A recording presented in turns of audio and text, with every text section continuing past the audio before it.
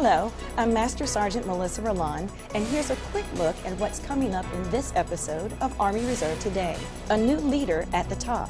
Lieutenant General Charles Luckey is the 33rd Chief of Army Reserve. Army Reserve soldiers compete in a grueling week-long event, testing their knowledge and skills. We'll tell you who will go on to represent the Army Reserve later this year. Resiliency and the warrior. How resiliency training is used to enhance mental toughness and prepare Army Reserve soldiers for physical tasks. Behind the scenes, we'll highlight one individual and her role in kicking off the USARC Best Warrior competition. Exercise Anaconda. We'll take an inside look at the first multinational exercise bringing together 24 nations and how this helped build interoperability between forces. All of these stories and more ahead on this edition of Army Reserve Today. Hello and welcome to Army Reserve Today. I'm Master Sergeant Melissa Rolland. Thanks for joining us. We begin with our top story.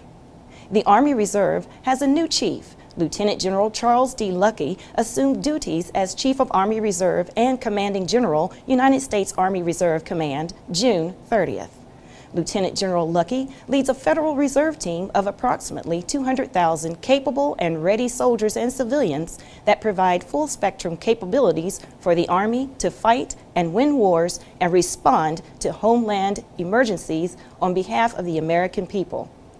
In his previous assignment, Lieutenant General Luckey served as the Chief of Staff, North American Aerospace Defense Command and Northern Command, and on the Joint Staff as Assistant to the Chairman of the Joint Chiefs of Staff for Reserve Matters.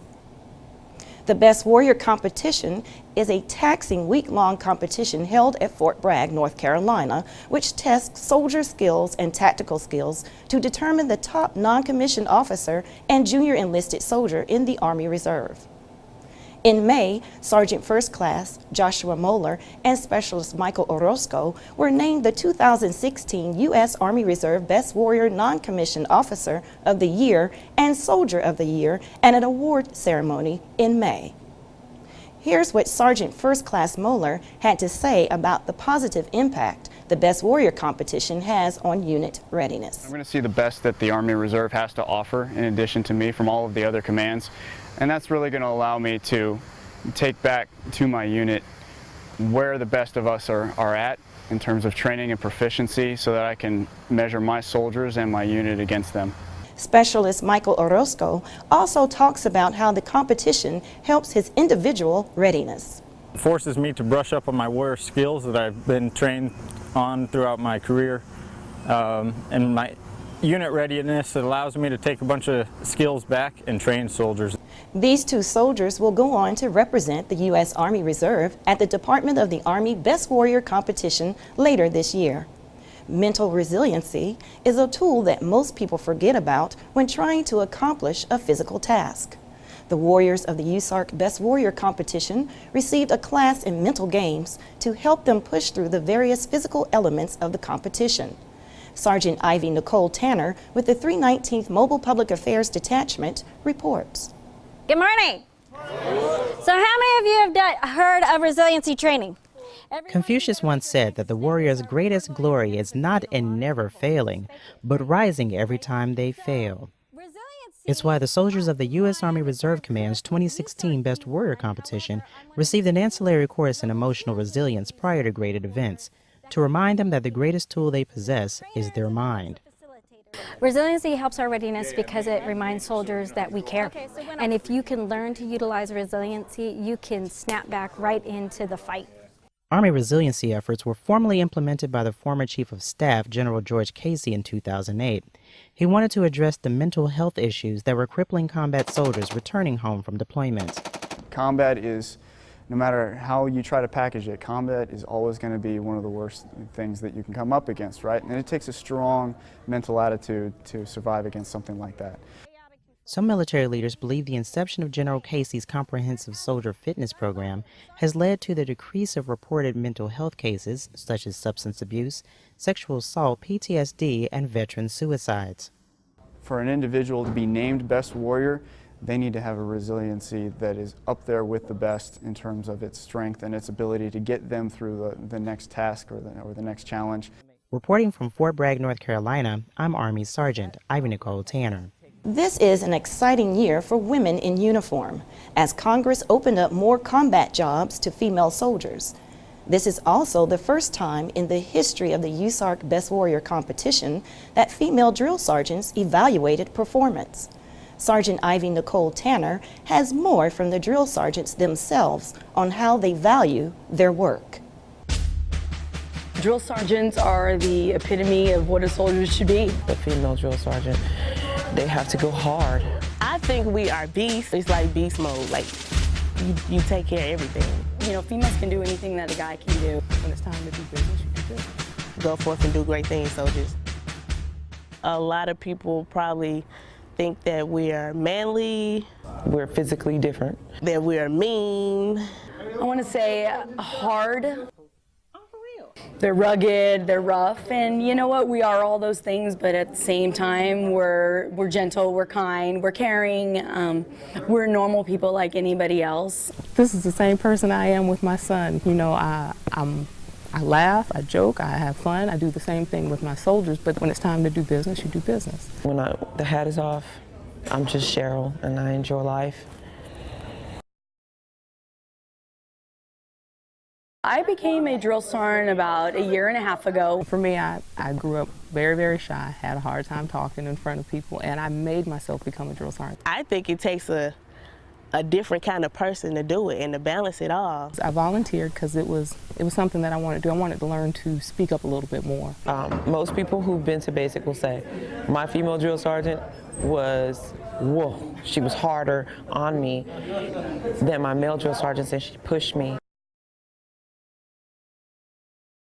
Us being out there and being able to judge and be a part of this competition is very important. The role of the drill sergeant in BWC is we train everybody. We are the face of the Army. Because we're the standard bearers. And so when we're evaluating these soldiers, we're holding them to, hey, this is the standard and you should be able to do it. Whoever thought of that to implement the drill sergeant in the execution of the evaluation of this event was brilliant, because we have to live by the standard. Everything from the time you enter drill sergeant school to the time you take your hat off for good, everything is by the standard. The brotherhood, sisterhood between drill sergeants is really special and one of a kind. It takes a lot of work to pull together a major event like the Best Warrior competition. Sergeant Chad Guthrie with the 319th Mobile Public Affairs Detachment goes behind the scenes, highlighting one individual and her role in making sure the competition is a success. Before the competitors show up to the Army Reserve Best Warrior competition, one soldier starts her day preparing for their arrival. I'm logistics, so we'll be helping make sure everybody has what they need and supply and getting everything together. Private Serena Moore just graduated Advanced Individual Training in February, and this is her first major mission for the Army Reserve. She enlisted in the Army because her life was not going in the direction she knew it should be. One night I was with my friends. We were somewhere we had no business being, messing with people we didn't have any business being with, and somebody had started shooting at us, and I realized at that moment I had to change my life, because if I didn't, I was either going to wind up dead or somewhere where I didn't want to be. And she gets her strength from her mother. My mother is my backbone. She's very proud of me. Her leadership is also very proud of her. I noticed she was very eager and excited. She was very open and bubbly, so that's one thing I noticed like right off bat, and I like that a lot about her. She cannot wait to see the best of what the Army Reserve has to offer. She even sees herself competing one day and knows how that will end. Yes, I see myself competing for the challenge. I know I'm going to come out on top. From Fort Bragg, North Carolina, I'm Army Sergeant Chad Guthrie. Don't go away. Army Reserve Today will be right back. The All Things Safety Players present Would You Do This?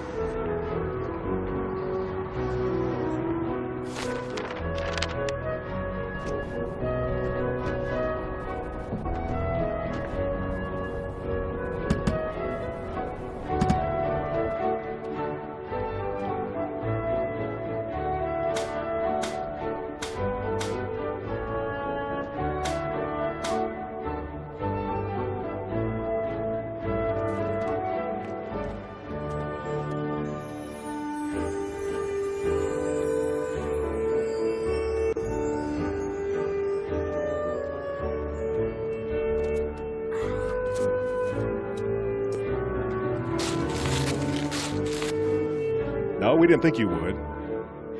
But every time you don't wear protective clothing, well, really, what's the difference? Take 5 and put it on.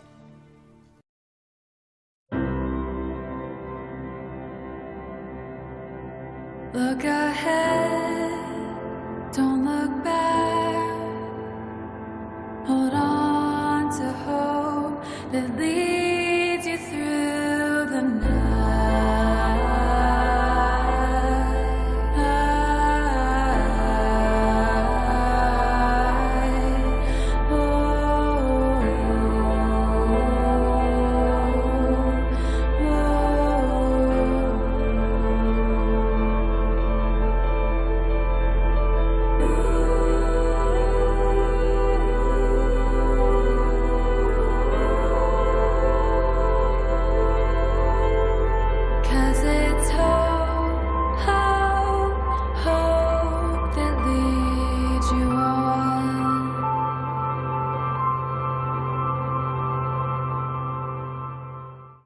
The former chief of the U.S. Army Reserve, Lieutenant General Jeffrey Talley, delivered his final town hall meeting before live and online audiences in May. General Talley, who held this title for 4 years, spoke on a variety of topics, from the achievements accomplished to leadership advice he wants to leave behind for those still serving.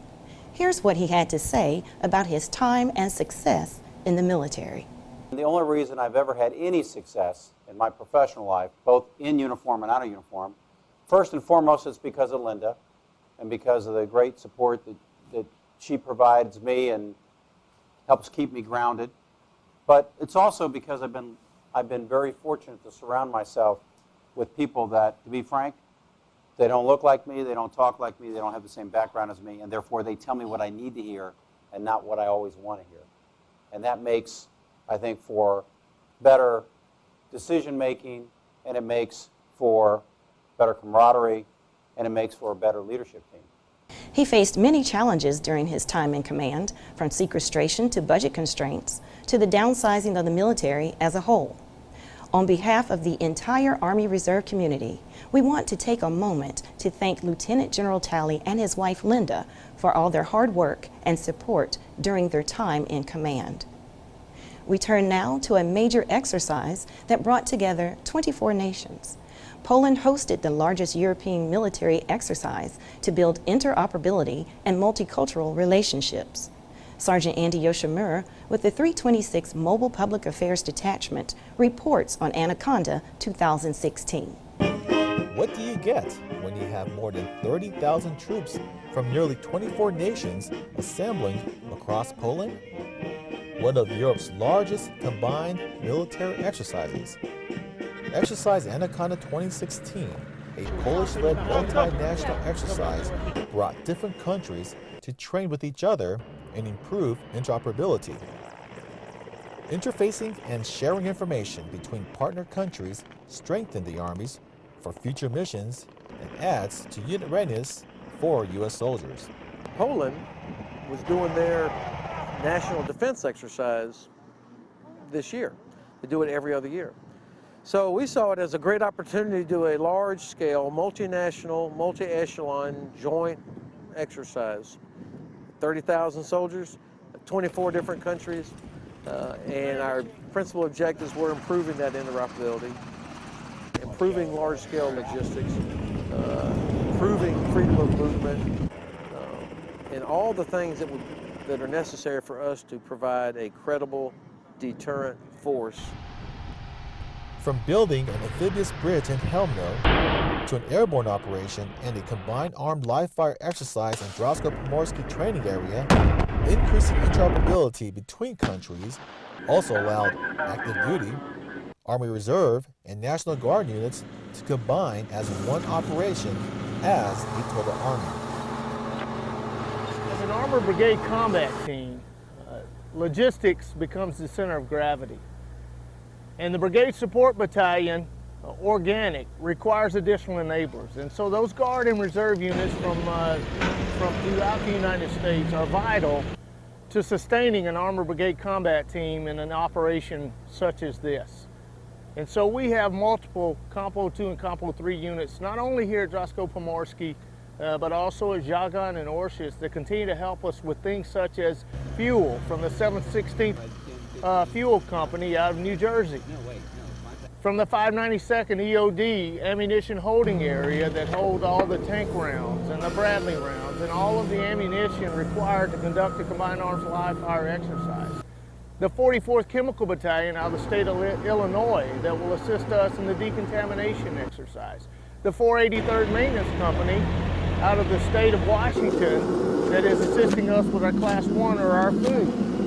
And so there are multiple units here that all contribute as part of the total Army in this exercise. In Helmno, 3 countries floated together to construct one of the longest amphibious bridge ever made. U.S. Army Reserve soldiers from the 361st Engineer Company partnered with German and Polish units to construct a bridge that enabled vehicles to cross to meet their objectives. So this is amazing in my opinion because we have similar equipment, so it's critical. I think that we should train like this. This is fantastic, and I haven't seen this in 26 years in the military personally. So this mission being here at Anaconda is going to be great to see that work. Take all this bridge equipment, put it all together, and do what a NATO mission would really do. So I think this is something that should have happened a long time ago. Exercise Anaconda, which started in 2006 as a Polish national defense exercise, occurs every 2 years. This is the second time the United States has participated. I like learning to work with other nationalities. I plan on furthering my medical career and getting to work with other nationalities, seeing how they treat, how we treat, and kind of bringing our knowledge together. That helps further my experience and skills to further my medical career.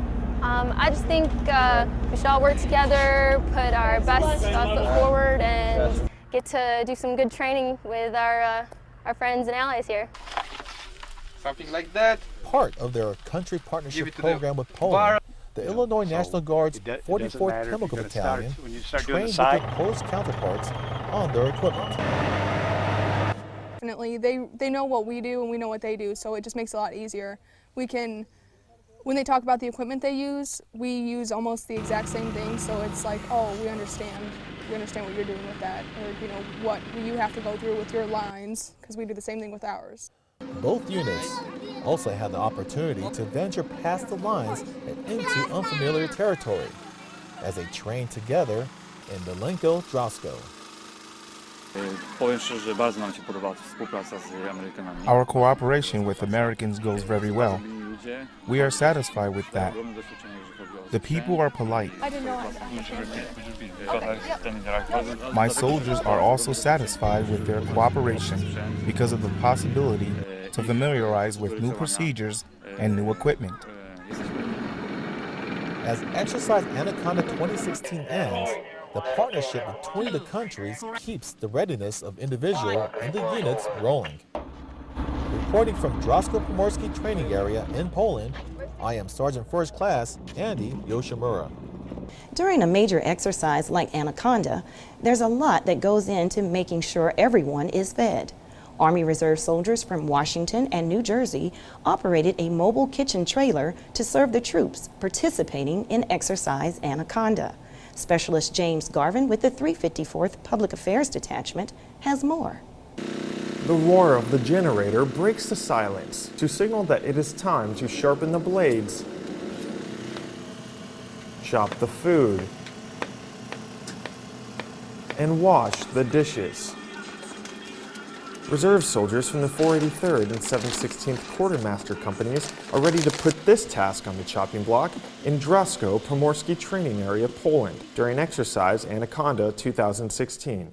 Anaconda 16 helped our unit readiness big time. We're able to actually do our jobs in a real time.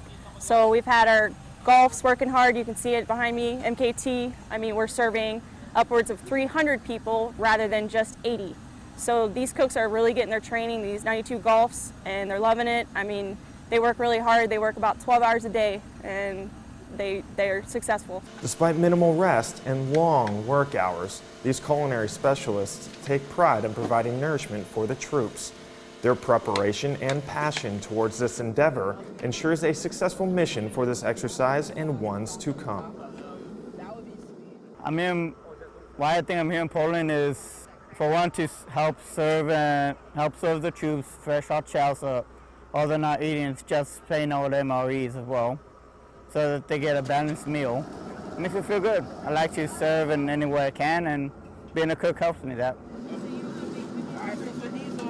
If we had to be deployed and this was our mission, we would do extremely well. I mean, they have gotten down this process to a T.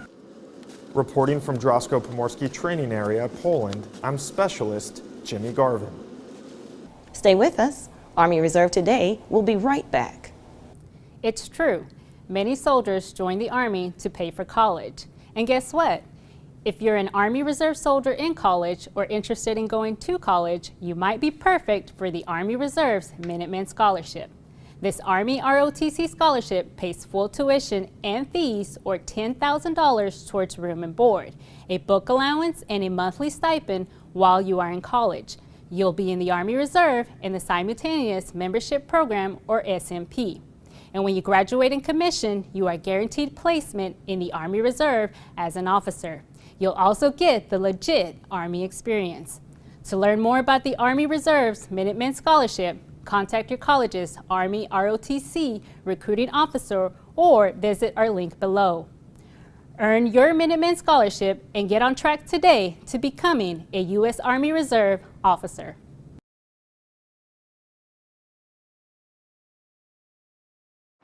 There are tons of distractions when you're driving. The phone, the attractive woman in the car beside you. Hey, your mama let you date?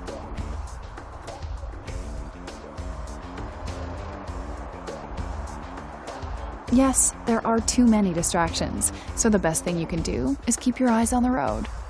Don't let anything distract you from driving, because the minute you don't pay attention, it could be the end. Ready or not?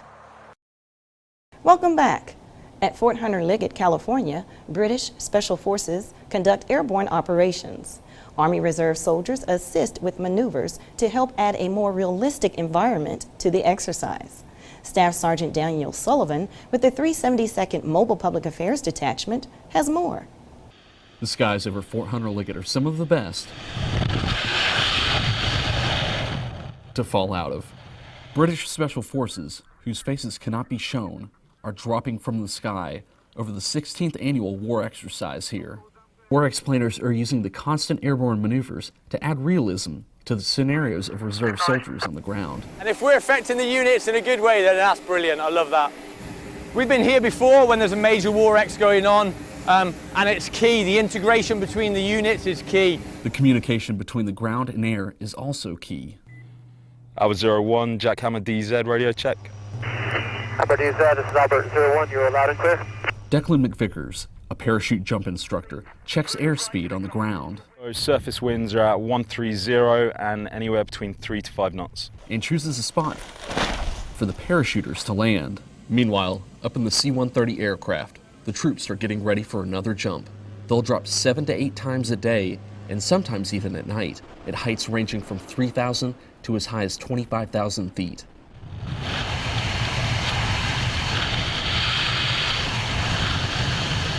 Parachuting, inherently dangerous. Although the job is risky, this is some very serious training.